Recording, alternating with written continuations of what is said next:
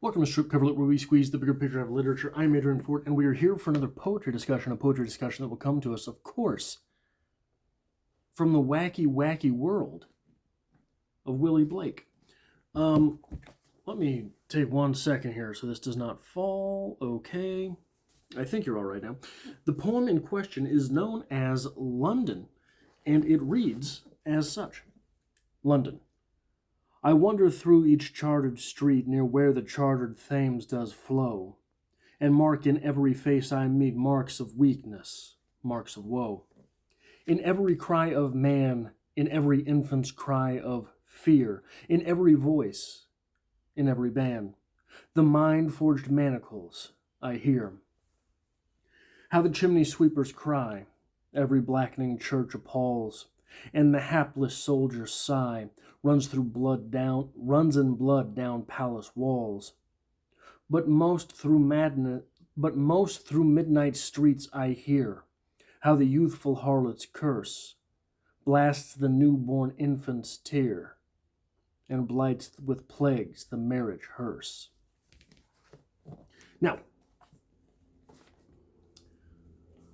I've got a very small observation, not from this poem, but from William Blake in general, because it's going to sort of wrap around to my larger point here. William Blake is a poet that is very hard for me to connect with. And I read this poem hoping to have a discussion about this poem, hoping to have a video to make about this poem. Didn't have one. So, defeated, I sat there just sort of flipping through William Blake, just sort of with a cursory glance at each page, my mind unadulterated by focus. And I came across a phrase in one of these poems, I lost it now, but William Blake uses the word del, D-E-L-L, and I thought, wow, I didn't know del was a word, never heard it as a word. Never knew that it was a word on its own, right? Like the computer, like a Dell, right? But just Dell, or like a character from one of my favorite novels, As I Lay Dying, Dewey Dell. So, with this newfound information that Dell is in fact itself a word, I went to my trusty dictionary, looked it up. Dell is sort of like a valley, sort of like an opening, like a green, right? Sort of a little plush, sort of a little fertile place, a little opening, but with greenery. Not completely open, not completely, but there's greenery there. It's a fertile opening. Now, my mind went, of course, to William Faulkner's As I Lay Dying, and realized in an epiphany that had escaped me for 12 years since I have read this novel. Dewey Dell's name is Wet, Fertile Opening, which, if you've read the novel, William Faulkner, you dirty, dirty man. But the only other thing about this poem that stood out to me was a phrase that I had heard before and recognized immediately. Mind-forged manacles. This was one of Christopher Hitchens' favorite phrases in describing religion, a mind-forged manacle. Never knew where it came from. Never knew where he got it. In fact, the way that he would say it, I was normally in the middle of quoting Darwin. So I figured that he got it from Darwin. Maybe Darwin used it after Blake. Yeah, after Blake. Regardless, the only thing I could do was sit there and then go through all the Hitch Slap videos in my mind for a little while I searched of something to talk about. It was one of Christopher Hitchens' favorite phrases, and that really is. So to someone who dedicates a part of their life to literature, it's all incestuous, right? A lot of these phrases come from somewhere else. A lot of these characters are references to something else. A lot of situations have happened in different novels before, things like that. There's a lot of sampling in the literary world. And you never know when you will find yourself in a sudden understanding of something. And it was sort of a multi-level epiphany, because all of a sudden there I am. For anyone who doesn't know, Christopher Hitchens was English, moved to the United States, immigrated to the United States, and then considered himself an American. He said that the gravity of the United States was something that he could not escape. And that kind of makes sense, right?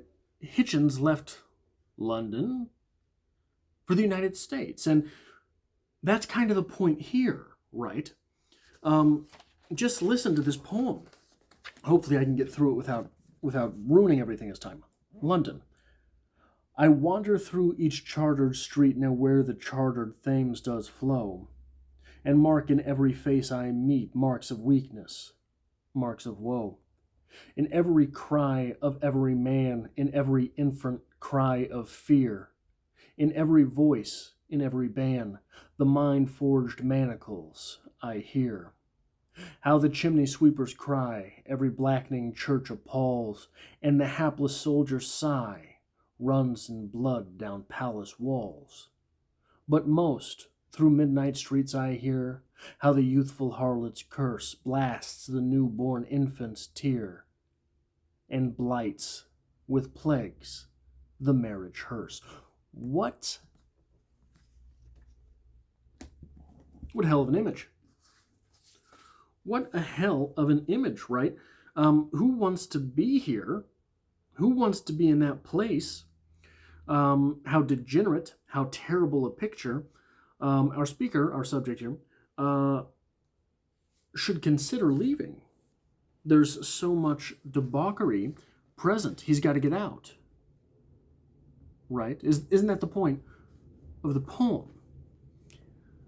Isn't it the point of the poem that there's so much terrible going on here, so many awful, miserable things, that our speaker is observing them in a way of sort of saying, we got to go, right? This is all too much.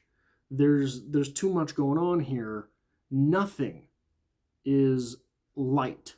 Nothing is good. Everything is terrible. Everything is miserable. Everything is woe. Let's go. Right? I'm going to read the poem one more time, because I don't think that's right. Because I don't think at all that that's right, and it hinges upon one word. Let me know if you catch it. I think that the gravity, I think that the weight of this poem is incumbent upon a single word choice here. London.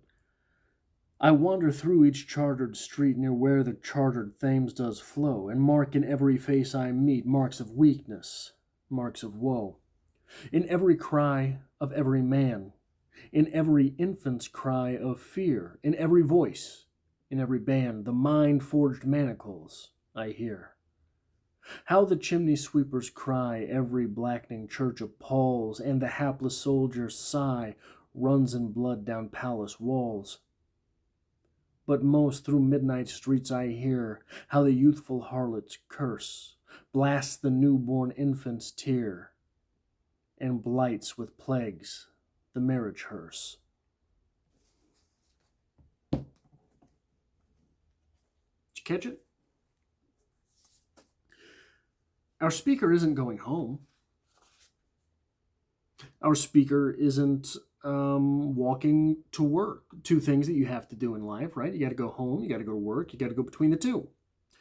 Our speaker isn't heading out for bread, not for something to eat, not for sustenance. No. Is our speaker heading out to convene with God? Something that might sort of make sense to a William Blake type speaker. No.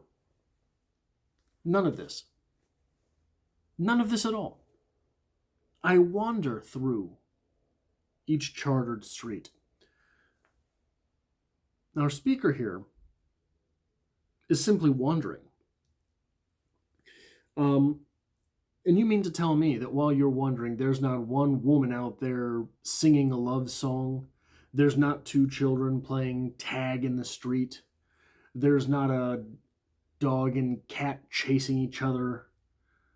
None of this sort of revelry. There's not two lovers hand in hand in the park. None of this. None of this. It's just the negatives. It's just the negative stuff. It seems to me our speaker is reveling in this. Our speaker here, wandering through the streets, such terrible, awful, miserable streets, wandering, just out to be out, wandering through the debauchery, wandering through the marks of weakness, marks of woe, wandering through the cries of men and infants both, wandering through the midnight streets to hear the harlot's curse. All of these things going on. I think what really is going on here. So,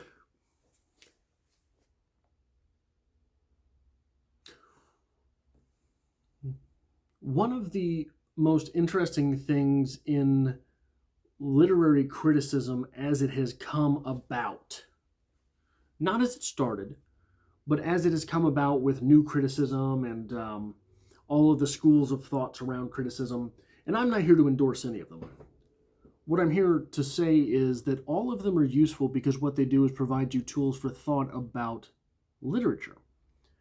Tools for thought about literature allows the individual to grow from every work of literature, not just through the joy of that piece itself, but through a Marxist critique. Well, let's look at the power dynamics here, right? Let's take a step back and look at the power dynamics and see how they roll out. Let's look at the feminist criticism of text. Let's look at all of these different criticisms of a text whereby which we might grow mentally from the exercise.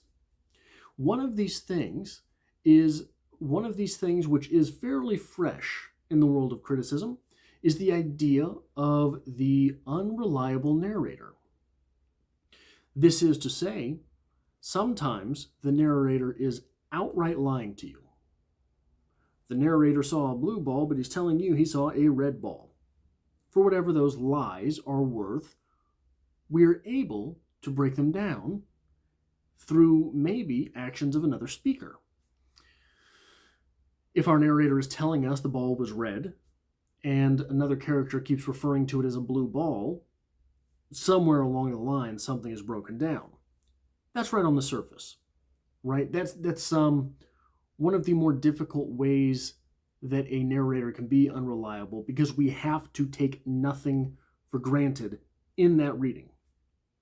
Another way is that a narrator can be unreliable in the same way that, for example, oftentimes the news is unreliable. The news is unreliable because, for example, we'll say Tesla has opened a new plant today. That's factually what happened.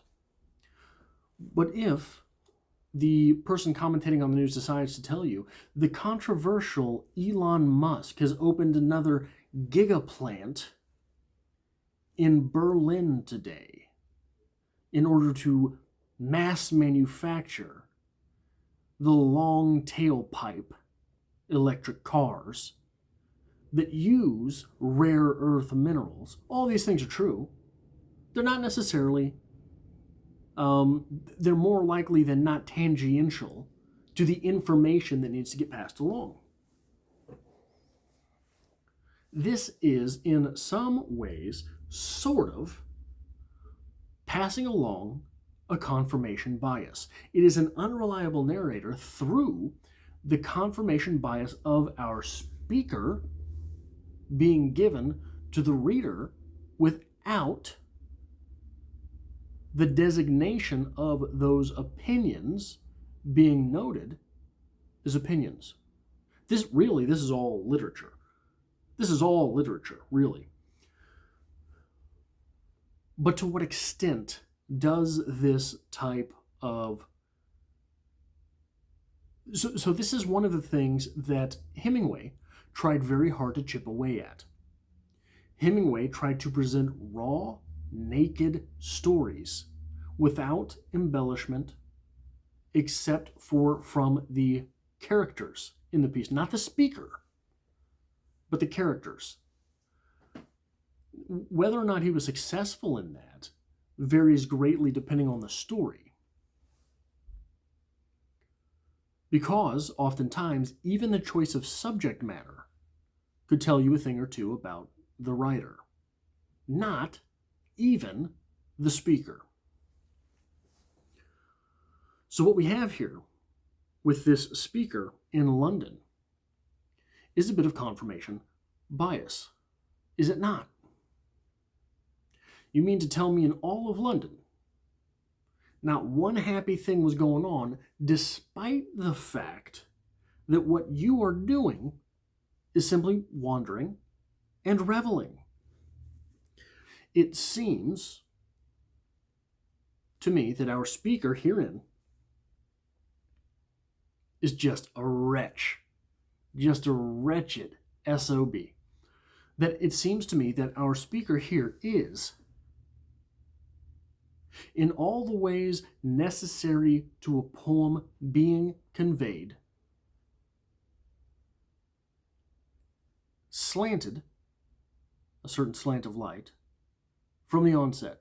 Not even from the onset, from the prescript, all the way back when the subjects are being chosen by our speaker. What am I going to write about today? What are we going to do today, brain? The same thing we write about every day, Pinky. The terrible stuff in the world. That seems to me very much to be what's going on here.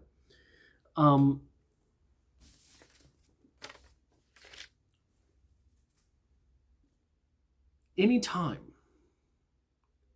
the second word of a poem is wander. I wandered lonely as a cloud, right? I wander through each chartered street. If you take that line alone, I wander through each chartered street, near where the chartered Thames does flow, and mark in every face I meet, right up to that point, we're kosher. Right up to that point, there's nothing to worry about. Right up to that point, we have a speaker unencumbered by opinion. Right up to that point, everything's copacetic. Marks of weakness, marks of woe. Really? When you're out wandering,